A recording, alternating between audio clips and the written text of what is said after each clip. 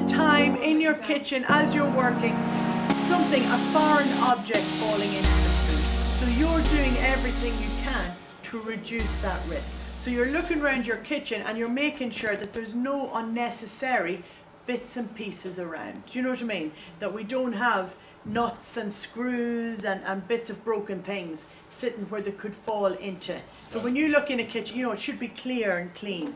That there's nothing. Coins, like coins. Yeah, coins, things like that. So that's where, as food handlers and food workers, all you should be wearing is your uniform, and your apron.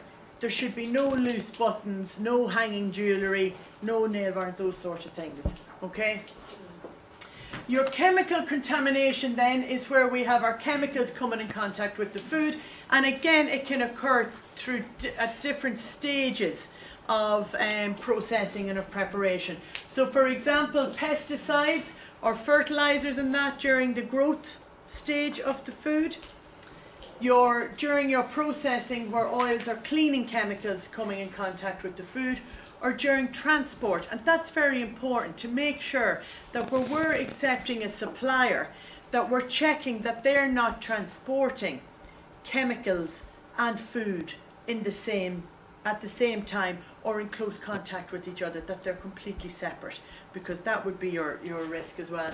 And then during sale, again, where we're cleaning and chemicals and that. How would you control chemical contamination? What would be one of the ways that you could reduce the risk of chemicals getting into food and causing harm? Not having it there in the first place. Okay. And so labelling. Labeling. So keeping your chemicals stored away and separately, that they're not easily accessible like that. What else?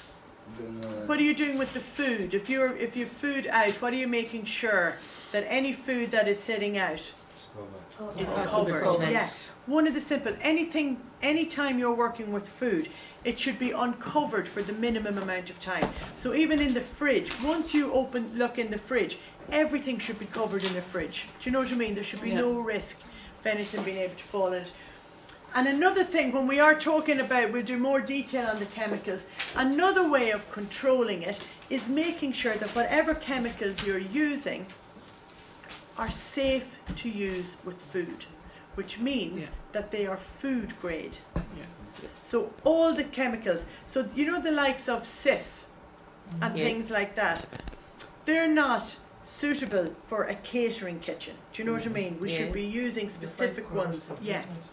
And we also, should be aware. So it's just that sort of thing.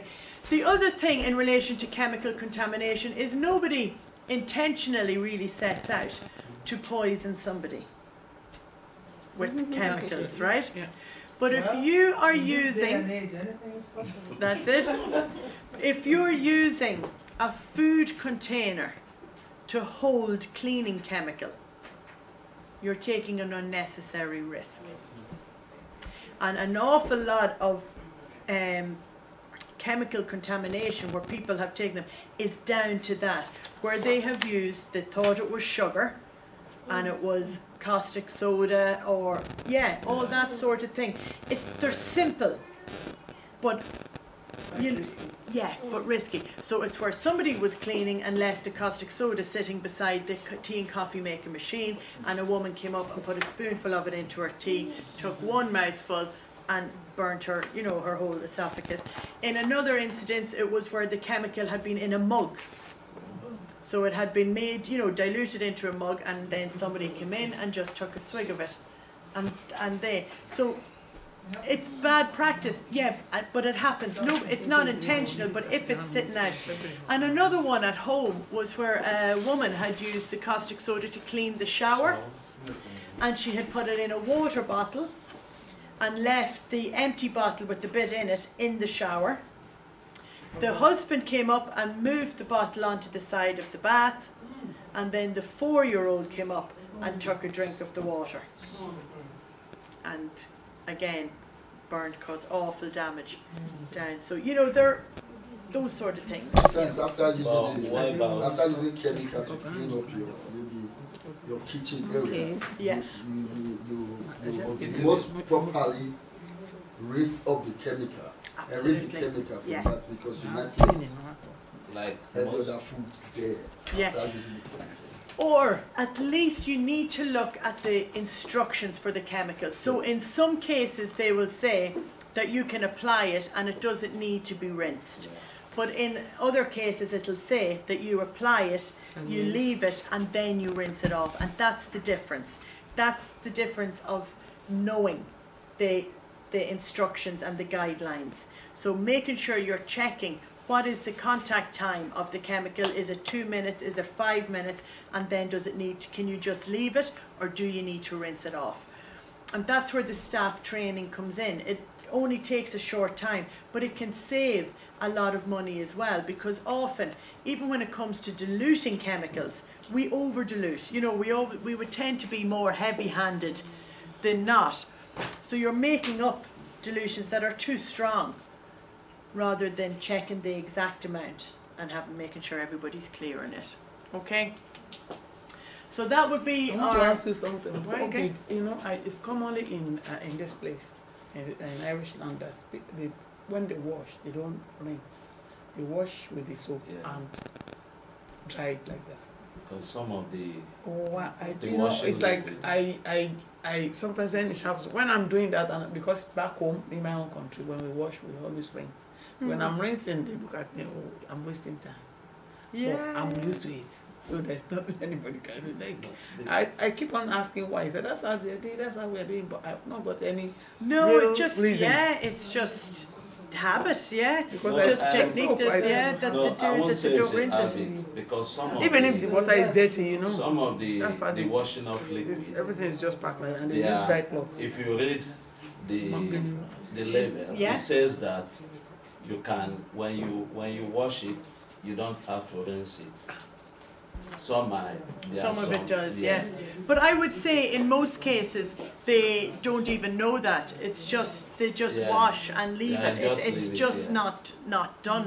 Even Yeah. the, Because even the some of Not washing never machine, shown. Never shown that. even the washing machine, I don't think it's more safe to even wash your dishes properly. In a dishwasher. Yeah, the dishwasher, because I remember when I was working with the gun house at California. Yeah. I was like kitchen assistant, so whenever we place the dishes, normally you wash and rinse, and whenever you open it after rinsing, you still see some, It's not not even Yeah. the dirty, but you still see some foams Yeah. from Yeah, the yeah. foams from But the that would soaps. probably mean that the dishwasher needed to be serviced. needed to be Yeah, it serviced. needed Even to when be you done. service it, like you know when you rinse, it Yeah. kept foaming like. Yeah. After rinsing, you still find that soap. Yeah, too much But soap. normally, Yeah. if That maybe was if you use it, then after some time you don't put anything inside, then Yeah. you wash it again, and it With doesn't nothing in give it, you yeah. that. And most often, when the place is being rushed, like maybe somebody is like, we have an occasion, like somebody Yeah. lecture the place for maybe marriage occasion, and it will be so busy, and they don't really care. Even when you like tell them, this thing is still like, they tell you, just clean it up, Yeah, yeah. But that's where cleaning and that is underestimated, and that's why sometimes when the health officers come in, there's such a focus on how is the cleaning done. And it probably is a little bit of our culture that it's not been done right, and why there is such an emphasis on it now by health officers, because they're washing so much and not rinsing or disinfecting and rinsing in that way. Yeah. Okay. Anybody ever had an allergy?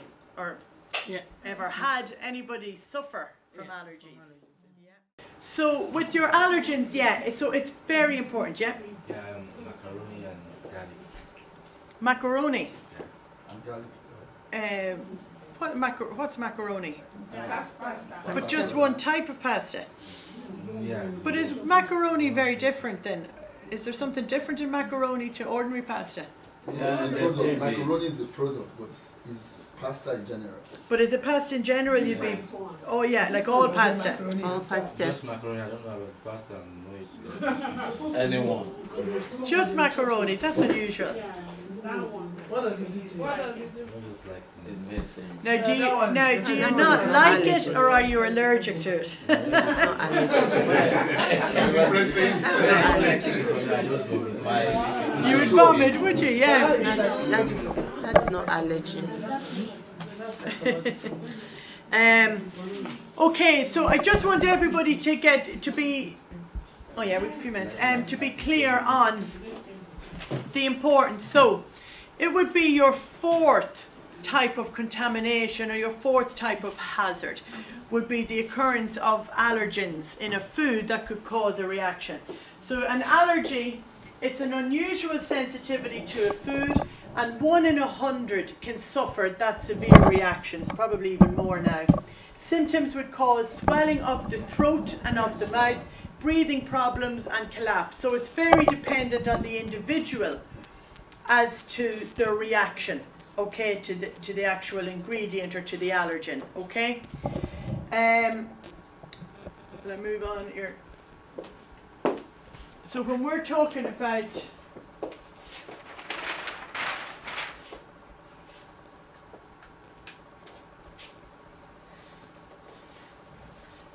so we can have a celiac,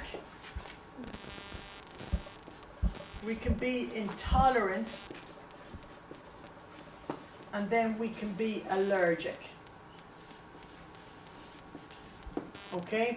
So if somebody is a celiac, guys, what does that mean? What type of food can they not have? Yeah. So it means that they usually are that they can't absorb the gluten. And the gluten is generally found in a different cereals. Particularly the most common one, as you said there, would be your wheat. Okay? What other cereals would have gluten? Cornflakes? Yeah. Gluten. Your wheat, it would be like your barley, wheat, barley, oats, rye, even though, and spelt, even though it might be very low. What about fibrous? So all of those, yeah, that have your once they have the wheat or cereals in them. But an awful lot of foods contain gluten. It's added into an awful lot of foods. So where we often just assume when we think of bread, it's actually an ingredient in loads of products, right?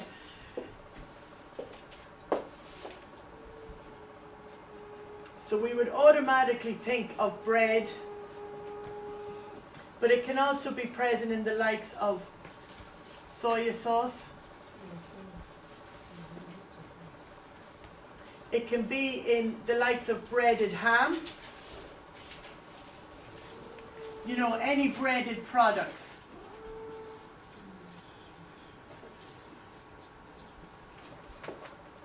So really, if you are gravy, you know, an awful lot of sauces would contain gluten and that, okay? What is the reaction? What happens to somebody if they are celiac or if they have a sensitivity to gluten? Would it be present in mustard? I'm not sure. Could be. I'm not sure. Yeah. Looking at mustard and seeing. Yeah. It can be in some tomato ketchups. Some ketchups can have it. So yeah, you need to check. There's different. There can be unusual ones that we're not, like sausages and things like that. They can all have gluten. Yeah, yeah. So usually, if somebody is a celiac, the problem with it is there can be immediate reaction where somebody that's very sensitive might vomit. But then there's also silent symptoms. Like stooling. Stooling. Sometimes, yeah, maybe that you would get it. Yeah. What about stooling? Okay. Stooling, like stooling when you go to. when you go to the toilet. Diarrhea. Like diarrhea. Yeah. Yeah, after taking sometimes, like, yeah. I've seen that. Coffee, you can cough. Can you? Yeah, that it can affect your respiratory then. Yeah.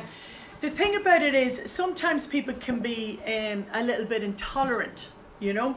So say, oh, they don't want, you know, they can't have anything with gluten, but you don't see the reaction. But what it can do is it can affect the lining of the stomach, and it affects the absorption of nutrients. So you can have somebody who's failing, you know, so they're not well in themselves, the whole lot, and then they find out they're a celiac, and once the diet is corrected, they start to improve and they thrive again. But that's something that you're not getting an immediate reaction. So people that are working in catering need to be aware of that. Sometimes you will get that reaction and other times you won't, but it doesn't mean that somebody doesn't have the allergic reaction, and that's sort of the difference, okay? If somebody is intolerant, what type of foods would they be intolerant to? Milk. Yeah. So often they can be intolerant to milk, to dairy, and to wheat. Fish. Yeah, things like that. And again, often if somebody is intolerant, they'll have irritable bowel syndrome. So that feeling of unwell immediately again after eating the food, but then they improve, you know, so after, by the next day, they're sort of back to themselves, but they have taken that reaction. So again, it has to be taken into account. What happens if somebody has an allergic reaction? Rash. So it can cause a rash, Swelling. flush, yeah, you're swelling and that. Most then concerning is that it causes the anaphylactic shock that can cause that throat and mouth to swell, and then unfortunately that can result in death, right? And that, guys, is the big difference, that you cannot underestimate if somebody says they are allergic to an ingredient. It has to be taken extremely seriously, because it is the difference between life and death, okay? So if you are working with food and you don't really get the whole allergy thing and the risk, then you are in the wrong business, because you being complacent or taking a chance or cross-contaminating could actually cause somebody their life. And that is the scary thing, all right? So I just want to emphasize that. Another one, we would often say with them, we'd all be very much aware that nuts and peanuts can cause that anaphylactic shock. Shellfish would be another one that we would often say, well, I know it's a severe allergy. But there was a case there recently of a teenager who was allergic to dairy, and she ended up eating a chicken that had been marinated in buttermilk.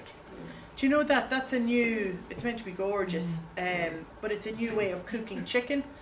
And she was given it without realising that it had been basted in it, and she died. Oh. Yeah, her reaction was so severe, but it was the milk that would have caused it. So there's different stories.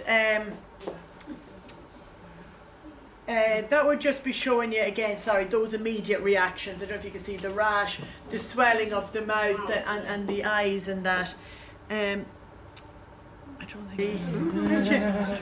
So we have 14 ingredients that must be identified if they're in our food, right? So I just want to emphasize some of them for you, right? So we have just to show our you peanuts, the effect that an allergic and reaction nuts. can have, that They're apart two from death. separate allergens. So That it's it not can enough cause just that. to say that it contains nuts. You have to say whether it's peanuts or whether it's walnuts, hazelnuts, cashew nuts, okay? They're separate. Crustaceans, So so just like to give you a wee crab, bit of background, lobster, this girl was is the one producer allergen. Another one on then this is like morning. the cockles and the mussels. So there's a picture of her where Okay, she received two awards. separate allergens, so they have to be very identified successful if they're whatever. in this dish. And she was Fish, allergic. She was allergic to nuts, milk, which might be hard to see. So just see there, it's milk. It's not dairy. That's the allergen. It's milk.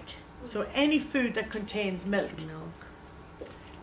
Cereals that contain the gluten, soya, your soya bean, sesame seeds, That's another killer. celery. You all aware that celery is an allergen? Yeah. Mustard, lupin. Anybody heard of lupin? Yeah, mustard itself is the allergen, yeah. If they have an allergy to peanuts, they could take a reaction to the lupin. So you just need to be aware that lupin has to be identified in the food. That's where they've identified it as an allergen. Sulfur dioxide is then used as a sulfur dioxide is used as a preservative.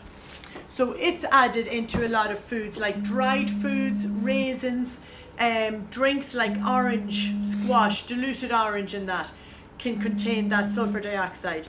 You know, potatoes that have been peeled and have been chipped ready to cook, they would contain, often they're dipped in sulfur dioxide or sodium metabisulfate it's called, that it stops them going black. And that's where that would need to be identified in that, okay?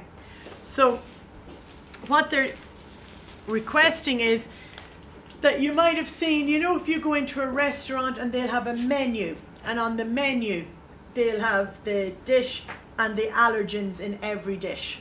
So it is now by law, since 2014, any food that is sold loose must declare in written format the allergens that are present. All right? So you should be able to see. Another way that businesses do it is that they list the allergens and they cross-reference it with the foods. So they would list all the foods down the side and they tick what allergen is in each one. So you should be able to go in and say, can I see the allergy list? And there should be a clear sign up saying, for allergens, ask for the list. So it used to be that somebody might have the information and tell you, but now it has to be written. Okay? Yeah.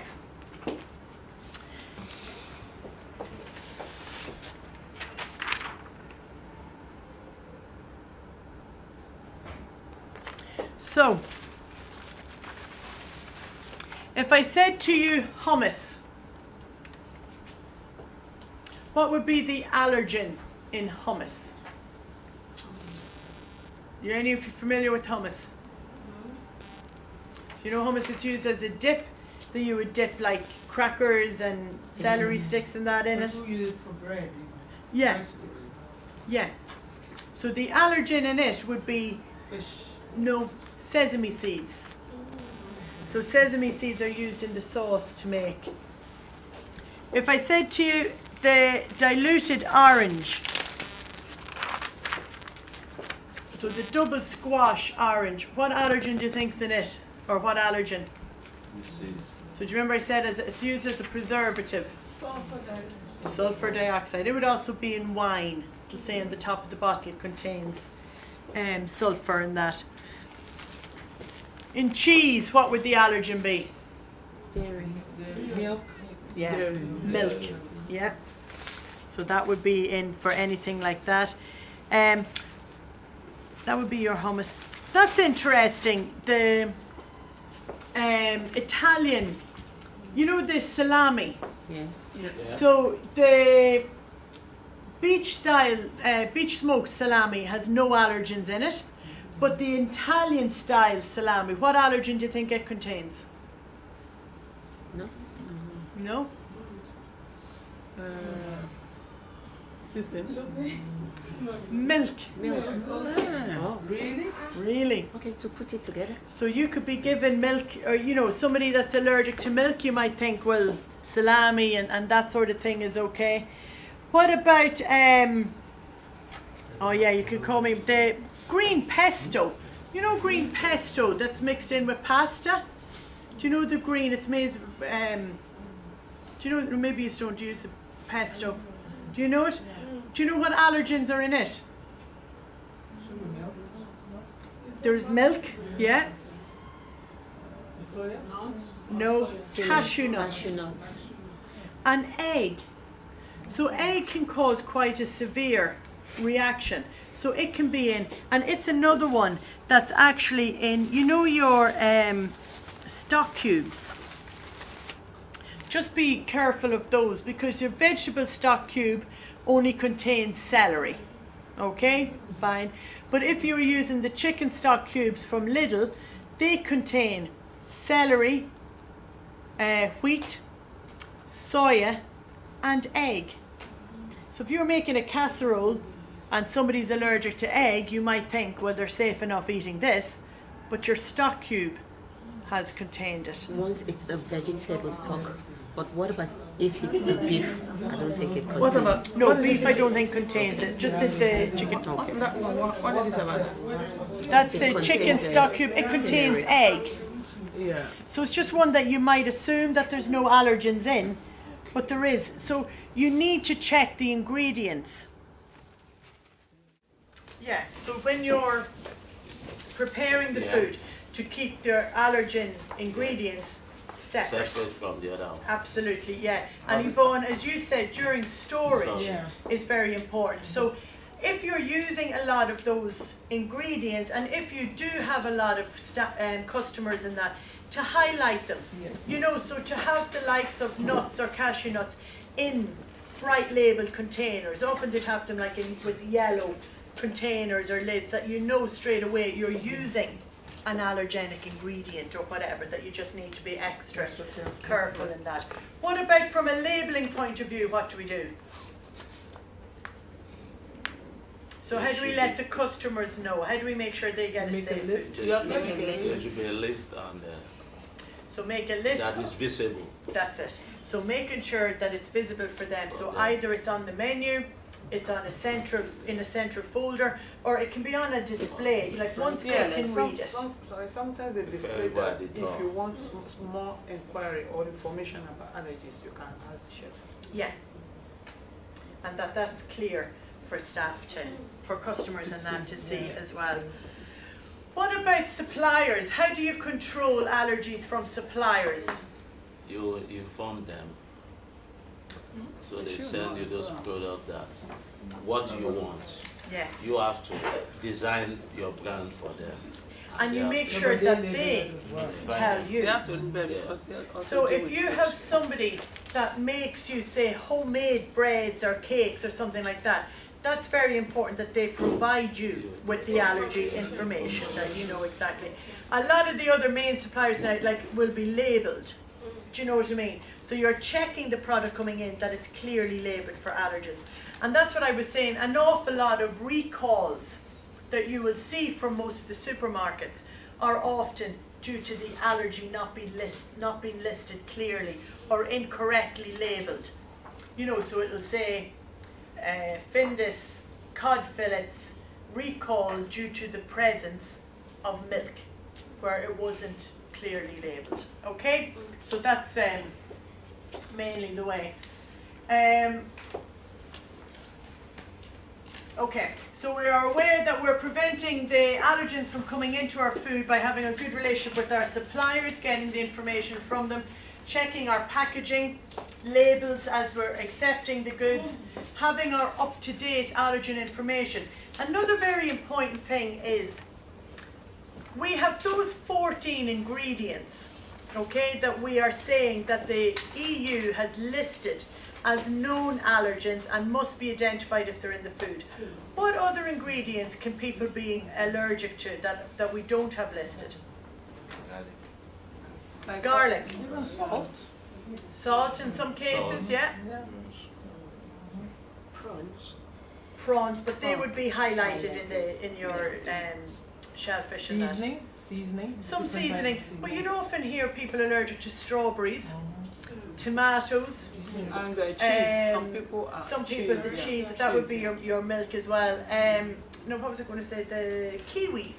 Okay. So people can take quite a severe reaction to kiwis. So I suppose, and tomatoes in some cases. Yeah.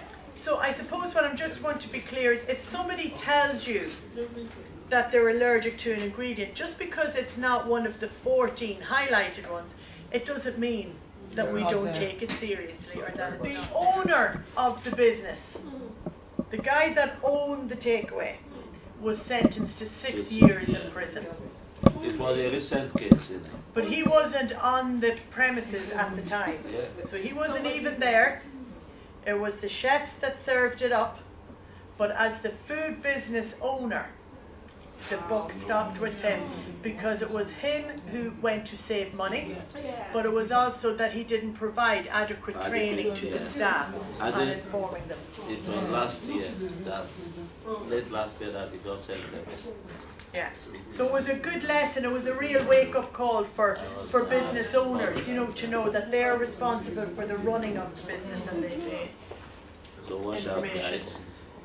So having good allergen training for staff, so making sure that staff are trained and aware of all those allergens and of the risks, and then having, as we said, our controls and preparation.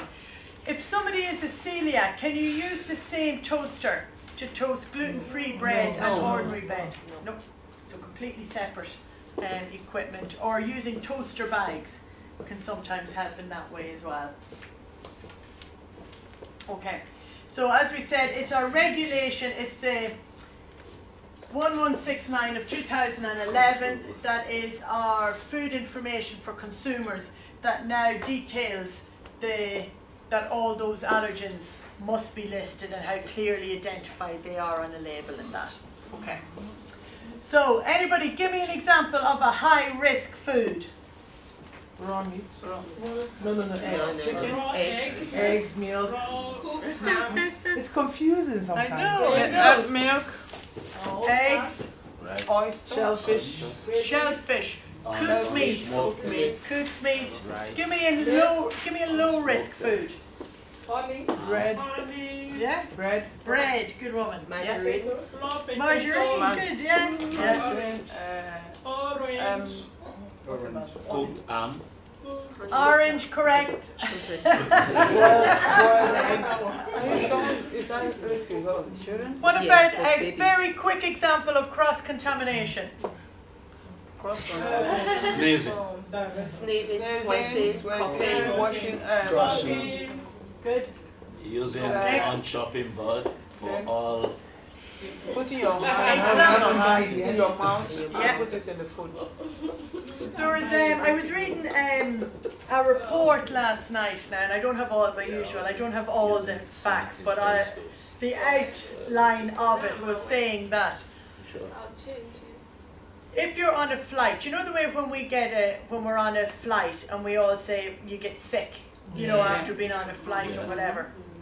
They've done a study and they have found that you are much less likely to get sick after being on a flight if you wash your hands. Again, that your hand washing is so important, and that you're most likely if you are within a meter of a person who is sick. So you know, if you have somebody coughing or sneezing or that, that's really the distance that you will pick it up. But once you're further out, you are less likely to pick it up.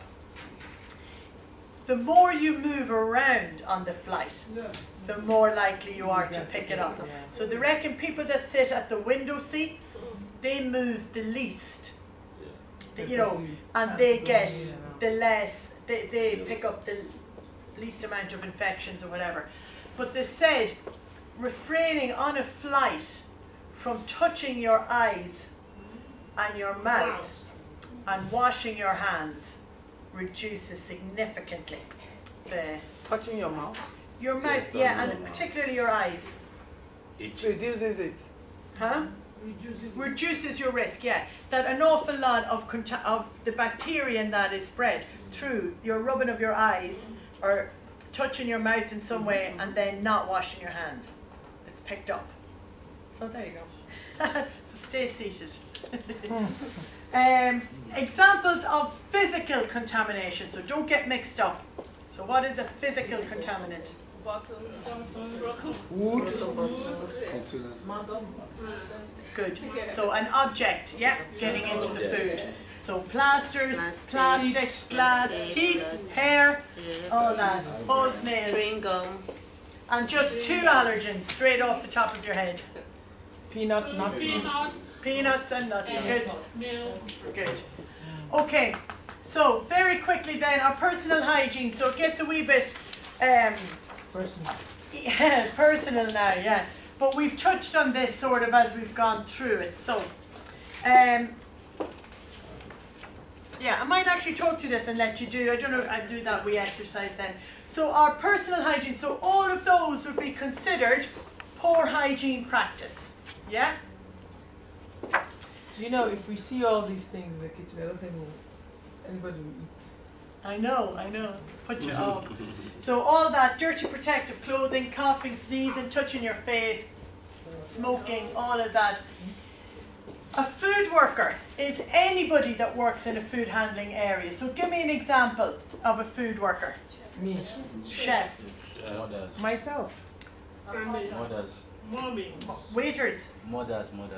Mothers. Yeah. Some don't cook. Yeah. We fathers. Mothers. What? Say 3 times what?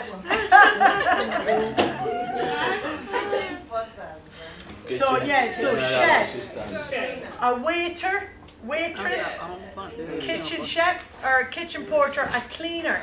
And that's important. That's why I'm emphasizing that. Just because you're not directly handling the food, when you work in the food handling area, the law applies to you, okay? So all of those different roles would be a food worker. Your legal requirements then, so as a food worker, you're legally obliged to maintain a standard of personal hygiene.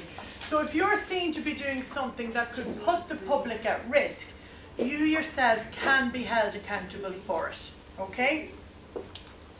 And as I said, you can be prosecuted or fined. You must wear clean protective clothes. So if you're turning up for work and you're wearing dirty protective clothing, you're actually breaking the law. Do you know what I mean? Legally, you're obliged to be clean when you start coming into work. You're following good hygiene practices like good hand wash and that. Telling your employer if you're sick. So I'll come back to that. So that's very important. Again, you're legally obliged to let your manager know if you are suffering from particularly food poisoning, but anything that could be transferred into the food. You're keeping your work area clean, and I always think that's an important one. Just you are responsible legally to protect food from contamination. So when you're handling and preparing food, it's your responsibility to protect that food from contamination. So that's where it's important that any food that you're working with, that you're covering it, that you're getting it back into storage as quickly as possible, that you're not leaving it sitting out, letting the bacteria multiply up to those unsafe levels, okay? So keep that in mind. If you're in a kitchen and there's condensation dripping from the ceiling, is that a problem? Yes. Yeah. You've got cross-contamination in that way, so that's going to be an issue, okay? What would you do? So as a food handler, if you were suffering from symptoms of food poisoning, what would you do? You go to the You hospital. report it. You You have report to it. get off work. Off work. So would you finish your shift or do you go No, straight you away? go straight. You have to report it and go. So that's it. So you leave straight away, And yeah? when you leave, what happens? What would be the symptoms again of food poisoning? Vomit, Fever. coughing, sneezing, coughing, Diarrhea. abdominal pain, abdominal. That's it, yeah, all your stomach cramps, pains. yeah. Diarrhea and that, okay. So, according to our legislation, so 852 of 2004 is our regulation, the hygiene of foodstuffs that we are all working under, okay? So just where you're hearing where all this information and rules are coming from, it's coming from your hygiene of foodstuffs, right? And it clearly states that no person suffering from or being a carrier of a disease likely to be transmitted through the food is allowed to handle the food or enter any food handling area if there is a likelihood of contamination, direct or indirect, right? Now, I always say you've completed food hygiene training, so you've been given the information. So you know You are not allowed work if you are symptomatic with vomiting or diarrhea. If you are on working in a premises where the management never provided you with training, if nobody told you that you're not allowed work, then technically it's their problem. Do you know what I mean? You worked, you didn't know you weren't. But once you have been given the information, it's your responsibility, and they have covered themselves by making sure that you're trained. Do you know what I mean? In that way. How long should you stay off before you go back to work? 3 days. Because they want the money. Yeah, you should stay off work for 48 hours after the last time that you get sick. 48 hours. Yeah, that's about 3 days. They don't get paid. But it's after you stop getting sick, right? But that is a grey area, and that's often an issue that has to be teased out with business, because a lot of people will go, oh my goodness, you try and tell my boss, you know, that I'm off sick. You're just told. But that's the chance they take. We had the example yesterday. Remember we were looking at the business down in Galway, where they had the food poisoning outbreak, and they were able to see that a staff member had been off sick with vomiting and diarrhea and was back into work too soon. So they had no comeback. There was nothing they could do except that their chances are they were responsible for that outbreak because they had no systems in place. Sorry, I think sometimes when people were sick, and like the place I was working before, even it's not a food area, but when you're sick, sometimes they require you to go to the company's doctor to check you. Yeah. So often if you're off for a certain number of days, they will require you then to go to the Hospital. Yeah, or to the doctor, Or the doctor, and not your own doctor, but maybe the business doctor or an independent doctor, just to verify or to get the cert and that. So I know it can be, but you should not be working if you are symptomatic. There's a risk, okay? Everybody, as part of the HACCP food safety system, all food workers should complete a fitness to work assessment form, okay? So that's where everybody on starting work, or as an existing food handler, so you know, if you're only putting it in place, or if you're returning to work from illness, should fill this in. And what it is it's just saying that you suffered from vomiting or diarrhea in the last 48 hours? Are you suffering from any infected wounds or skin infections or anything like that? So that gets filled in. And the idea of that, again, it's like I was saying, yes, you say, Yvonne is working in the kitchen today, can I see her records? And to support Yvonne, there's a fitness to work form. There might be a hygiene, a policy read and signed by her that says she knows she's to wear her protective clothing and that. And then there'll be a training certificate or a training record to show. And then if something goes wrong, at least shows, well look, this business or this kitchen, they are doing their best, rather than there being gaps and holes. And that's what that is all about. It's just gathering up. And they're the easy things to fill in and have. So it's just when you're starting work, getting everybody to fill them in sort of as an induction. Sorry, like as it is now, if assuming there's maybe poisonous food case reported in that business area, the EHO can come in. Can they request? Are they allowed to request for this sheet, or it's not yes. part of them? Oh, it is. Yeah. That's part of the food safety system. Yeah. Now, they can, but that would be just filled in. They're not necessarily accessing medical records or that. It would only be to see, is there a system in place? Is there an awareness for staff to report if they're sick or anything like that? Yeah, that's what I'm saying. That if assuming somebody was sick and maybe noticed or something like that, and they maybe they are suspicious of maybe they suspect that maybe something like that it could be from. But they can also request if they can't source. So if there is an outbreak and they need to try and source it, they can request stool samples from staff that are working in a premises. What samples? Like blood, poo. And that would be to see, are you carrying the bacteria if it was a significant outbreak. So if you're going to work in a ready meal factory, that would be one of the criteria at your medical, at your interview stage, is you submit a stool sample, and they would check to make sure that you're not a carrier. I'll show it to you, it comes up now in a second. So a carrier would be somebody that has no symptoms of food poisoning, but the bacteria is still in their system. So you can spread it even though you're not sick from it. Okay? So our protective clothing, having our hair nets, not wearing any, well, jewellery's not protective clothing, but having your clean aprons. What else might right be protective clothing? Rare, but a burger should be cooked all the way through. Plus the bug and beans has been mixed. So the bacteria is the whole way through it, okay? So we are thoroughly cooking, particularly any pork or chicken or turkey. We're cooking it up to that 75 degrees, so making sure that it's piping hot and that there's no evidence of any blood or anything like that. Any preformed meats, anything like that. Visually checking that food is cooked too. So how would you know when prawns are cooked? The colour. Colour change. How would you know if rice is heated enough? It coagulates. Yeah, apart from that, what else do you get? It's soft. Brains. So how do you know, what else do you know it's hot? The flame. Steam.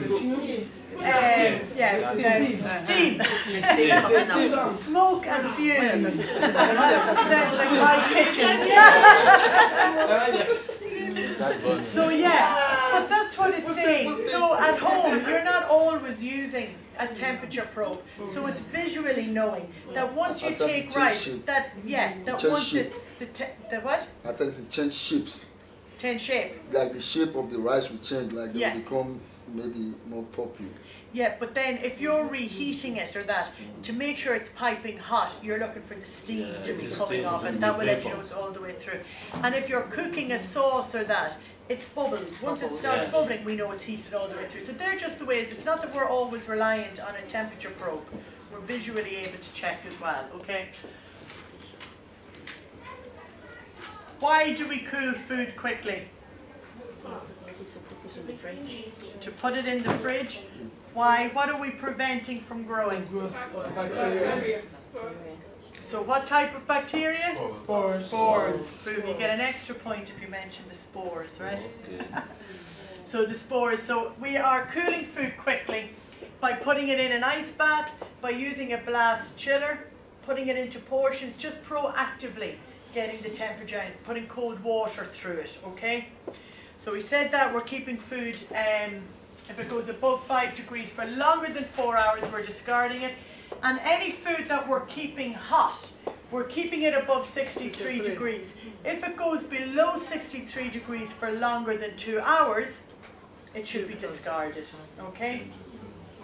Less than 2 hours, you can reheat the food once, but then you would use it or get rid of it, okay? As quickly as. And then when we're defrosting food, where's the safest place to defrost food? Fridge. Very good, yeah, because you're controlling the temperature. So making sure that it's fully defrosted in the middle, that there's no ice crystals in the middle, and also then that we are cooking it as quickly as possible after. So we're not leaving it for another week. It's cooked within the 24 hours. And again, just to reference your daily records, they would all be recorded. So the food, the time you finished cooking is important if you're going to cool it or do anything else. So the time it finished cooking, and then we would indicate the time it went into the fridge, because it would show that it was within 2 hours. So it stopped cooking at 12 and before 2 o'clock it was in the fridge. So everything that we're cooling, and then any reheating is recorded as well. And then our hot holding, every hour we would record, just check the temperature to make sure that it's holding hot enough. All right, okay, nearly there. So reheating, so we're happy enough, we're always disinfecting our probes and we're recording all our corrective action clearly, okay? Typical records that you would have in a food premises that are completed would be your equipment temperature checks, yeah? What other records are you completing? So you're checking your fridges and your freezers. What else are you recording on a daily basis? Delivery, very good. Temperature Temperature of what? of the items supplied. Yeah, so and in the delivery, so that would all be, that's one record, your temperatures. What other records? Suppliers, yeah, supplier list. Ingredients, not all the time, but you would have that as a separate record. But on a daily basis, what records are you completing? Delivery. Expiring.